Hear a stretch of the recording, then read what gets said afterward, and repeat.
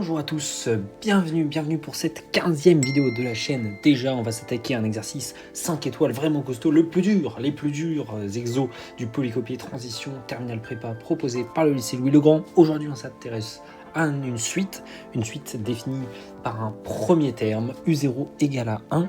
Et pour tout entier naturel différent de 0, UN, ça va être cette expression pas jolie, je vous l'accorde. Je vais expliquer d'ailleurs, je vais rappeler ce que c'est déjà ces petits crochets ici, la fonction partie entière comme on l'appelle. Donc UN, ça va être pour tout n différent de 0, ça va être U indice la partie entière de n sur 2 plus U la partie, donc indice la partie entière de n sur 3 plus U indice la partie entière de n sur 6. Oula. Ouais, ça peut faire un peu peur déjà, les indices, la difficulté c'est que les indices sont chelous en fait dans cette expression. On va essayer de s'en sortir. Déjà, première question, voilà, pour tout entier naturel n, on doit montrer que un est supérieur ou égal à n plus 1. Ok, alors nous, ok, on va pas se laisser déconcentrer par cette histoire de partie entière et tout, même si je vais essayer de rappeler ce que c'est quand même. Nous, on va d'abord raisonner par récurrence, ça je l'explique voilà vite fait. On a un pour tout n dans n, on va raisonner par récurrence. Rappelez-vous, le raisonnement par récurrence, j'en ai parlé, ça fait 14 exos que je fais des exos dessus. Là, c'est le niveau très dur de la récurrence, donc regardez quelques exos peut-être, si vous êtes nouveau, de la récurrence sur la chaîne, pour arriver sur celui-là, ou comme ça vous serez plus à l'aise sur le principe, parce que là, c'est un exo qui est déjà assez compliqué. Voilà, chose due, je vais rappeler quand même qu'est-ce que c'est que ce petit crochet, cette fonction partie entière. Alors quand je prends la fonction partie entière, donc c'est une fonction qui s'applique à tous les nombres réels, et bien si je prends la partie entière d'un nombre, comme ici, là j'ai tracé la courbe de la fonction qui est un peu étrange, on dirait un peu des escaliers, vous voyez. La partie entière d'un nombre, simplement, par exemple la partie entière de 1,5, et ben ça va être quoi? Et ben ça va être 1. Pourquoi ça va être 1? En fait ça va être l'entier qui le précède, l'entier le plus proche de lui finalement. Vous voyez ou pas? Mais qui le précède. La partie entière de 1,5 ça va être 1. La partie entière de 0,5 ça va être 0. La partie entière de moins 0,5 ça va être l'entier qui le précède, moins 1. L'entier relatif ça marche aussi. D'accord? Donc ça, c'est la partie entière. Ok. Donc maintenant, il faut montrer que pour tout un entier naturel, un supérieur ou égal à n plus 1, c'est parti. On va faire du coup une récurrence. Donc comme on a l'habitude, initialisation, hérédité, tu connais. Ok, donc on a raisonné par récurrence. Pour l'initialisation, du coup, je vais le rappeler quand même, on initialise, rappelez-vous, notre propriété, donc pour le premier rang, initialisation. Donc là, U0, c'est égal à 1. Et ce qu'on veut vérifier, c'est que U0, c'est supérieur, U0, c'est supérieur ou égal à 0 plus 1. Donc c'est supérieur ou égal à 1. La propriété qu'on veut vérifier, U0 supérieur ou égal à 1. Est-ce que U0 est supérieur ou égal à 1? Bah oui, U0 égale à 1, donc c'est supérieur ou égal à 1. L'initialisation est vérifiée. Ok, donc l'initialisation a été vérifiée, je le fais assez vite parce que surtout c'est vrai que si vous avez déjà vu des récurrences, c'est des trucs assez naturels. Techniquement, ce qu'on pourrait faire, c'est le faire avec U1, ce truc-là, parce que U0 c'est le premier terme, ça fait pas vraiment apparaître notre relation. C'est pas grave, je vais pas chercher compliqué, c'est un exo 5 étoiles. Hop, initialisation, on va un truc pour tout n entier naturel. Donc on commence à 0, U0, c'est bien, plus grand ou égal à 1. Hérédité. Maintenant on suppose qu'une propriété elle est vraie jusqu'à un certain rang n. Alors pourquoi j'ai mis jusqu'à? Vous allez me dire, alors là il faut regarder les vidéos que j'ai faites suivant la récurrence forte, qui est exercice 6 ou 7 il me semble. Et donc là, ça suppose, parce qu'en fait, pourquoi j'ai cette logique-là, rappelez-vous, à l'époque, je vous avais dit, effectivement, si vous avez des indices différents, souvent dans les U et tout, U indice n plus 1, U indice n moins 1, U indice n moins 2, et ben, il va falloir forcément avoir notre hypothèse de récurrence pour remplacer ces UN par, du coup, d'autres nombres, mais ça implique notamment de supposer que notre propriété elle est vraie, même à ces rangs-là. Là, si je dis que mon hypothèse elle est vraie à un certain rang n, ça va pas m'aider du tout. Là, je pourrais rien faire du tout. Parce qu'en fait, mes hypothèses, là, mes indices pour mes hypothèses, et ben, c'est pas du tout n. Vous voyez, c'est partie entière de n sur 2. Mais partie entière de n sur 2, ça a le bon goût d'être inférieur à n. Et donc, du coup, avec ma récurrence forte, où je suppose que ma propriété elle est vraie jusqu'à un rang n, et ben ces hypothèses-là seront automatiquement vérifiées. Donc je vais pouvoir remplacer, du coup je vais pouvoir appliquer mon hypothèse de récurrence à ces indices-là. Donc je vais pouvoir tout remplacer, tous ces n par ces indices-là dégueux. Mais dans un premier temps, c'est tout ce que je peux faire pour simplifier mon expression et pour surtout avoir ce signe inférieur ou égal dont j'ai tant besoin. Ok, donc là j'ai appliqué mon hypothèse de récurrence du coup, que je peux appliquer parce que j'ai une récurrence forte, rappelez-vous, au terme du coup de rang partie entière de n sur 2, au terme de rang partie entière de n sur 3, au terme de rang partie entière de n sur 6. Et donc là j'ai remplacé, bien sûr, mon hypothèse, rappelez-vous, un inférieur ou égal à n plus 1, donc u partie entière de n sur 2, inférieur ou égal à partie entière de n sur 2 plus 1. U, partie entière de n sur 3 est inférieur ou égal, du coup, est supérieur ou égal, pardon, à partie entière de n sur 3 plus 1. Vous voyez, là, je l'ai appliqué 3 fois. J'ai appliqué 3 fois mon inégalité, et donc du coup, ce qui implique bien qu'il y ait un signe d'inégalité ici. Ok, maintenant, ok, je continue, j'ai envie à la fin d'avoir un n plus 2, rappelez-vous le squelette, j'ai un truc sans partie entière, là j'ai des parties entières. Ok, donc vraiment ce qui m'embête, du coup, c'est ces parties entières, il faut que je les vire. Il faut que je tèche ces parties entières. Est-ce que vous êtes d'accord avec moi? En plus, c'est dégueu, une partie entière, tu peux rien en faire. C'est une fonction, voilà, moi je veux l'exprimer en fonction de nombres simples, de n sur 2, de n, voilà, je sais pas, mais je veux virer ces parties entières. Et je sais que j'avais une inégalité ici. Donc si j'arrive à remettre une inégalité, un coup d'inégalité, où je vais virer ces parties entières, par exemple avoir du n sur 2, j'en sais rien, au lieu du partie entière de n sur 2, je me débarrasserai de ça. Il faut simplement que je trouve une inégalité. Donc en gros, ce qu'il faut que j'ai, c'est partie entière de n sur 2, il faut que ça soit supérieur ou égal à un autre truc. Comme ça, j'aurai une deuxième ligne, je pourrais écrire une deuxième ligne ici, qui continuera, qui gardera ce signe-là, qui est bien celui que je veux. Vous voyez, donc il faut que je trouve un truc, partie entière de n sur 2, il faut que ça soit supérieur ou égal à un truc. Ok. Et vous allez voir que c'est même pratique dans notre cas, mais je ne vais pas le mettre tout de suite ici quand même. Non, je vais pas le mettre tout de suite. C'est en fait il faudra ça. Il nous faudra ça. Mais c'est pas grave. Je vous montrerai après. C'est pas dans notre. Pour l'instant, c'est pas du tout dans notre intérêt d'avoir ce signe inférieur strictement. Et donc là, pour ça, je vous invite à regarder la fonction partie entière. La fonction partie entière, du coup, il faut un truc. Par exemple, je prends 1,5. Je sais pas, je prends toujours 1,5. J'aime bien ce nombre, je sais pas pourquoi. Et il faut que je trouve, selon ma logique, il fallait que je trouve 1,5. Il faut que ça soit. Il faut que je trouve un nombre pour, par exemple, là je suis juste en train d'essayer des trucs, 1,5, il faut que ça soit supérieur ou égal à un truc. Ok, probablement en rapport avec 1,5, parce que là j'ai une inégalité sur n, il faut bien que ça concerne n. Ok, partie entière de 1,5, ça fait quoi? Partie entière de 1,5, ça fait 1. On enlève, finalement, si vous voulez regarder ça, c'est l'entier en dessous, c'est 1. Partie entière de, allez, on va regarder 1,9, et ben ça va aussi être 1. Ok, et donc c'est supérieur à quoi, la partie entière de 1,9? Bah, c'est supérieur. Ok, ça a peut-être en rapport avec du moins 1, si je regarde, parce que c'est une fonction qui est en escalier. Donc au final, si je fais moins 1 à moins 1,5, je me retrouve où? Bah, je me retrouve à 0,5. Et mon 0,5, bah, c'est bien plus petit que la partie entière de 0,5. Est-ce que c'est clair? Regardez, par exemple, pour le 1,9, ouais, on va revenir sur ce 1,9 qui est intéressant. Partie entière de 1,9, c'est 1. Ok, et sauf que 1,9, et ça je le compare avec, rappelez-vous le but, c'est de trouver une inégalité. Si je le compare à 1,9 moins 1, 1,9 moins 1, ça fait 0,9, on est d'accord. Et du coup 0,9, bah, on est d'accord, c'est bien plus petit que la partie entière de 1,9. Ok, j'ai bien cette inégalité qui est vraie. Si je fais un moins 1, finalement, je descends d'une marche quasiment de mes escaliers là, mais ça marche bien, et même mieux que ça en fait. On peut même montrer que c'est pas supérieur ou égal, on peut montrer que c'est strictement supérieur. C'est strictement supérieur. Je vais pas le mettre encore une fois, ça me tente de le mettre, je vais pas le mettre, comme ça vous allez voir, mais ça va poser problème à un moment dans l'exo. Simplement, voilà, j'ai du 1,9 moins 1, et donc finalement, la partie entière de n sur 2, bah, c'est supérieur ou égal finalement à ce nombre-là, moins 1. C'est comme si je descendais d'une marche de mon escalier. Bon, voilà, si vous n'avez pas compris de toute façon, ou si j'ai mal expliqué vos trucs, vous pourrez toujours me poser en commentaire. Mais c'est vraiment cette idée de... j'ai testé avec des valeurs, moi j'ai regardé 1,9, ok, j'ai comparé avec...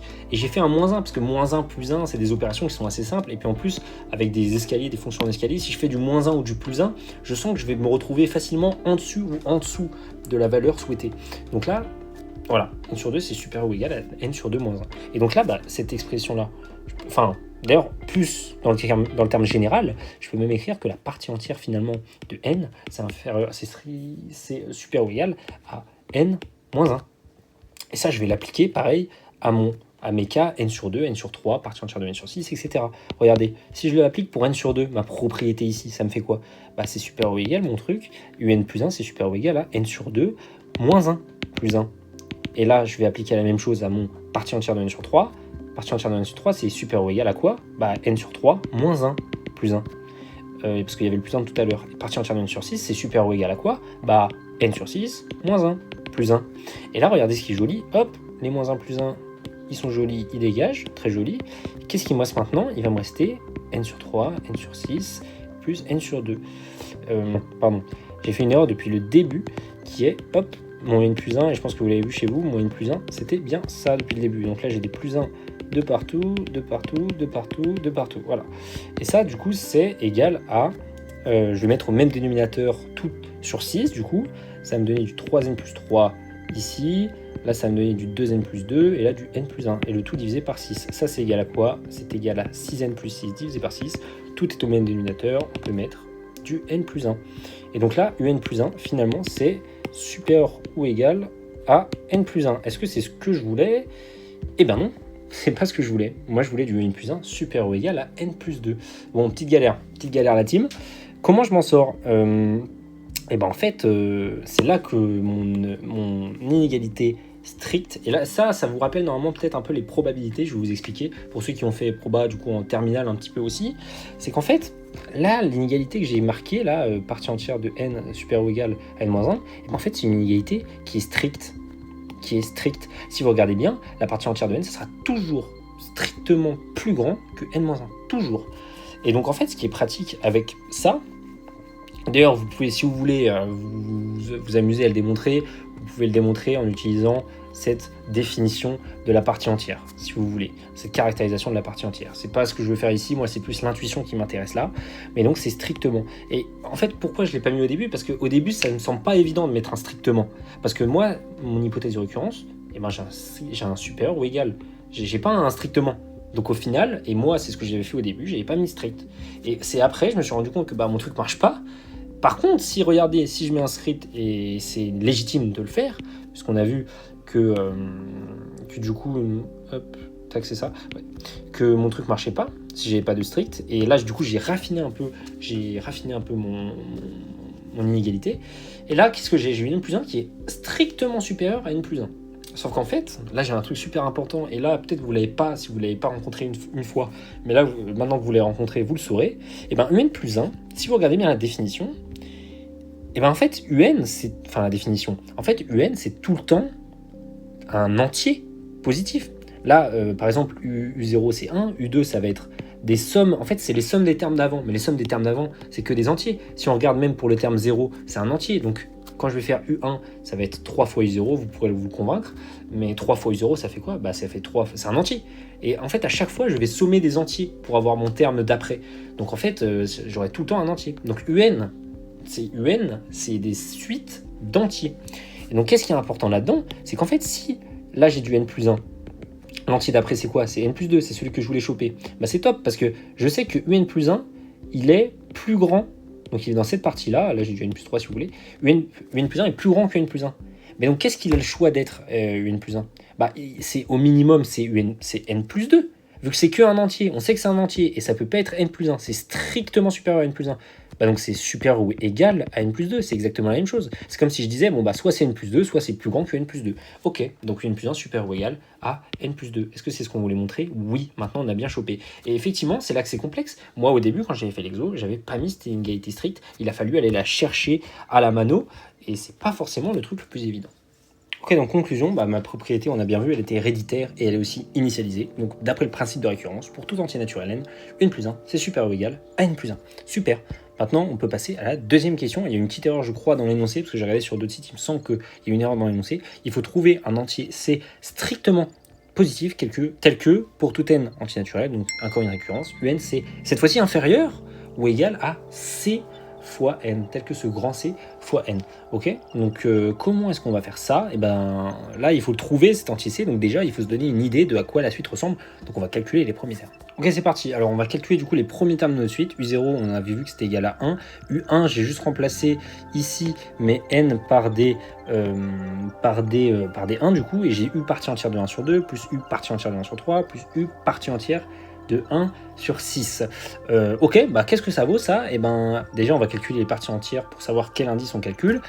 Partie entière de 1 sur 2, qu'est-ce que c'est? Rappelez-vous, c'est l'entier le plus proche avant 1,5. Et donc là, le plus proche avant 1,5, c'est évidemment 0. Et puis pareil, quand tu remarques un tiers, c'est quoi l'entier le plus proche avant? C'est 0 aussi. Un sixième, pareil, c'est 0 aussi. Donc là, ce que je calcule, c'est U0 plus U0 plus U0, ce qui est fait 3U0. 3U0, ça fait quoi? Ça fait 3. Ensuite, si je calcule U2, bah, c'est un peu dans la même logique. U partie entière de 2 sur 2, plus U partie entière de 2 sur 3, plus U partie entière de 2 sur 6. 2 sur 6, d'ailleurs, c'est 1 tiers, donc partie entière de 1 tiers, on l'a déjà calculé au-dessus, ça fait U0. Partie entière de 2 tiers, pareil, hein. L'entier le plus proche en dessous, c'est quoi? Bah, c'est 0. C'est 0 aussi. Par contre, partie entière de 2 sur 2, ça fait partie entière de 1, et la partie entière de 1, c'est égal à 1. C'est l'entier le plus proche, mais voilà, on est déjà à 1. Donc c'est 1. Et donc ça fait quoi? Ça fait 3 plus 1 plus 1. Ça fait quoi? Ça fait 5. Il faut que je trouve du coup cet entier-là, tel que, rappelez-vous, UN est inférieur ou égal à C fois N. Hein, UN inférieur ou égal à C fois N. Nous, c'est un entier C strictement positif. On va pas s'embêter à prendre des racines, des trucs, des machins. Nous, on veut intuiter un truc, donc on va prendre des entiers. Hein, la première chose qui tombe, c'est les 1, c'est des 2, c'est des 3. Ok, donc on va tester pour C égale 1 par exemple. Est-ce qu'on a que UN c'est inférieur ou égal à 1 du coup, à 1 fois N? Bah, on va voir déjà, est-ce que U0 c'est inférieur à 0? Bah non. Enfin, non, ça marche pas. U0, alors non, pardon. Il n'y a rien qui marche avec U0. Hein, c'est ça que j'ai pas précisé. Par contre, est-ce que U1 est inférieur ou égal à 1? Bah, U1 c'est égal à 1, donc ça c'est bien vrai. Est-ce que U2 c'est inférieur ou égal à 2? Bah, U2 c'est égal à 3. Donc ça marche pas en fait. Hein. U2 c'est pas inférieur à 2. Donc là ça marche pas. Il va falloir que je passe au rang d'après. Donc du coup, est-ce que c'est 2 fois n? Est-ce que U1 est inférieur ou égal à 2? Bah oui, c'est égal à 1. Est-ce que U2 est inférieur ou égal à 4? Bah oui, parce que... pardon, oui si c'est ça. Ah non, bah non, U2 n'est pas inférieur ou égal à 4, parce que U2 égale 5. Donc là, ça ne peut pas marcher non plus. Ça ne peut pas marcher non plus. Et donc il faut que je passe au terme d'après. Donc 3 fois n. Est-ce que UN est inférieur ou égal à 3 fois n? Bah U1 c'est 3, c'est 1, donc c'est forcément inférieur ou égal à 3. U2 c'est égal à, on l'a calculé à 5. Et 5, bah, c'est bien inférieur ou égal à 3 fois 2, hein, qui est égal à 6. Ok, donc j'ai l'impression que je suis bien parti. Pas calculer les termes après, mais ça marche déjà pour 2, ça marcherait peut-être pour 3, etc. Et de toute façon, si ça marche pas, notre récurrence va nous montrer que ça ne marche pas et va bloquer. Si vous voulez, vous pouvez calculer les termes d'après, mais vous pouvez vous convaincre que ça va continuer comme ça. Et donc l'hypothèse que je peux faire, la conjecture que je peux faire, c'est qu'en fait, bah, pour n'importe quel entier naturel, du coup, UN, c'est inférieur ou égal à 3 fois N. Alors c'est pour ça que ça m'a bloqué, en fait, ça m'a paru bizarre. En fait, l'énoncé est faux aussi ici. C'est bien un N étoile, hein, parce que UN, en fait, U0, c'est dans ce cas-là, ça serait inférieur ou égal à 0, ce qui est faux, parce que U0 égale 1. Donc il y a bien un N étoile ici, hein, c'est important de le mettre. Donc là, la deuxième question, elle est un peu bizarre, quoi, c'est un peu foiré. Mais ok, du coup, c'est dans N étoile, il faut montrer que UN est inférieur ou égal à 3N. Et donc pareil, on va raisonner par récurrence, pareil qu'au-dessus. Donc je vais déjà montrer une initialisation que je vais expliquer vite fait, et on va s'attarder surtout sur l'hérédité. Voilà, donc là, j'ai très vite fait utiliser donc, mon initialisation. Hein, mon initialisation, du coup, c'est quoi mon initialisation dans ce contexte-là? Bah, je dois montrer que U1, c'est inférieur ou égal à 3 fois 1. Rappelez-vous, dans l'énoncé, il y a un petit problème quand même, c'est que voilà, on nous dit dans N étoile, alors que bon, c'est en fait la propriété, elle est vraie dans N étoile, et nous, dans l'énoncé, ils nous l'avaient considéré pour dans N, alors que ça ne marche pas. Bref, c'est pas grave. Du coup, il faut juste utiliser une propriété au rang 1. Du coup, il faut montrer que U1, c'est inférieur ou égal à 3 fois 1, donc à 3. Et U1, en effet, bah, U1, c'est U1 c'est 1, U1 c'est 3 il me semble, U1 c'est 3, tac, je suis un peu trompé ici, U1 c'est 3, c'est inférieur ou égal à 3, donc mon initialisation elle est bien vérifiée. Ensuite, dans mon hérédité, bah, je dois supposer que Pn est vrai jusqu'à un certain rang n. Ça pourquoi jusqu'à un certain rang? Bah, comme on l'a vu dans l'exo A, on va devoir se servir des indices avant n, donc forcément si notre propriété n'est pas vraie jusqu'à un certain rang n, ça va pas marcher. Et nous on veut montrer que notre propriété est vraie au rang n plus 1 aussi, donc n plus 1 est inférieur ou égal à 3 fois n plus 1. Comment on part? Bah, un peu comme les autres d'avant, on va partir de la définition de n plus 1. Regardez ici. n plus 1, ça va être quoi? Bah, ça va être u indice racine. Enfin, racine, ouais, mais moi je me perds. Indice partie entière de n plus 1 sur 2, plus u indice partie entière de n plus 1 sur 3, plus u partie entière de n plus 1 sur 6.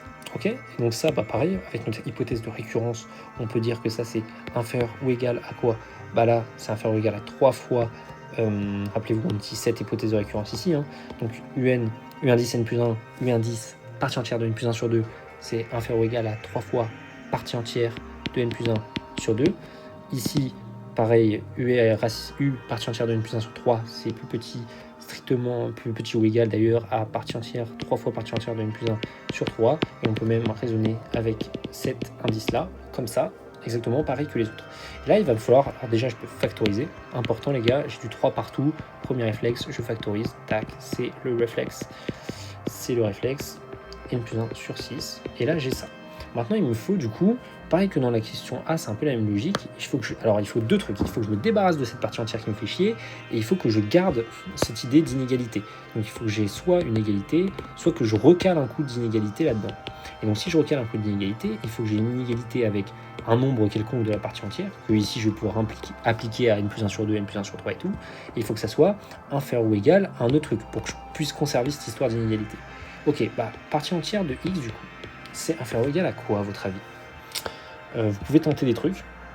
Pareil, dans la même logique de l'escalier, vu que là, avant, j'avais partie entière de x, c'était supérieur ou égal à x moins 1, supérieur strict d'ailleurs, c'était, et bien là, on peut se dire, bon, partie entière de x, c'est inférieur ou égal à x plus 1.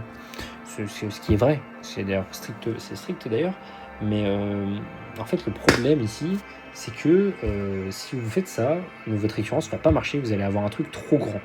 Vous allez avoir une approximation, une majoration de mon valeur absolue de x, de ma partie entière de x qui est trop grande. Ça va pas marcher. Et moi, ce que je vous propose, c'est en fait de dire que la partie entière de x, elle est inférieure ou égale à x. Bah oui, regardez, partie entière de 1,9, je prends toujours 1,9 ou 1,5. Partie entière de 1,5, c'est 1. 1, c'est bien plus petit ou égal à 1,5. Partie entière de 1,9, c'est quoi? C'est 1. C'est inférieur ou égal à 1,9 aussi. C'est 1. Voilà.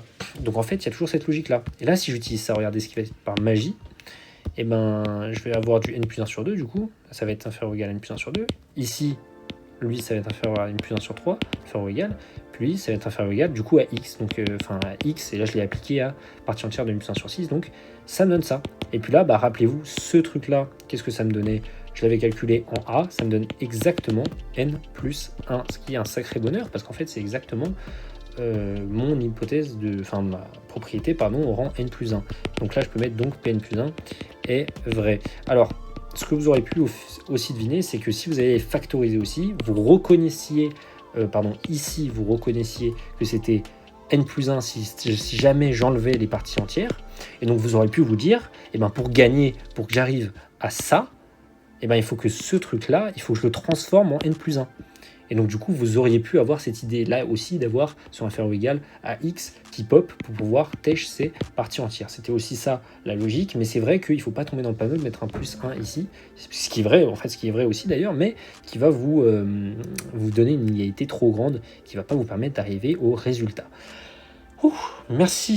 Merci beaucoup d'avoir suivi cette vidéo. J'espère que ça, quand même, vous avez compris le mécanisme. C'est le principe. Moi, j'essaie vraiment que vous compreniez l'intuition, comment j'arrive, même dans les exos 5 étoiles comme ça qui sont assez durs, comment j'arrive à mon résultat, comment je parviens, c'est quoi les mécanismes à adopter, et aussi à s'adapter, parce qu'il faut aussi s'adapter aux exercices, bien évidemment. Là, qu'est-ce qui était important? Toujours cette idée du squelette. Si là, ici, je veux arriver de là à là, j'avais mon idée du squelette qui pouvait bien marcher. Toujours cette idée de la récurrence. Quand je vois un pour tout n appartenant à n, je dois montrer une propriété, c'est la récurrence. Important aussi de maîtriser cette fonction partie entière qui revient un peu en prépa aussi. Si vous êtes en terminale, au moins maintenant vous la connaissez. Et j'espère que vous avez capté pourquoi j'arrivais à certaines conclusions sur les inégalités de type partie entière. Si vous voulez les démontrer encore une fois, c'est pas fun, moi j'aime pas trop, mais si vous voulez, vous pouvez utiliser cette définition pour vous convaincre de ce que j'ai dit. Puis moi, si vous avez des questions, n'hésitez pas en commentaire. Moi, je vous retrouve pour la prochaine vidéo qui sera là. Qui sera plus sur la récurrence. Je ne ferai pas le deuxième exo 5 étoiles pour des raisons que j'ai expliquées dans l'exercice d'avant, notamment que c'est trop compliqué. Déjà, j'avais pas réussi à le faire. Et puis en plus, je trouve pas ça assez pédagogique pour vous. Et il n'y a pas grand chose à en retenir, alors que là, il y a déjà un peu plus, même si c'est vraiment exotique. Et ça demande des attendus qui sont vraiment très élevés, bien plus que ce qu'on demande normalement en prépa. Voilà, merci beaucoup d'avoir suivi. Bye bye.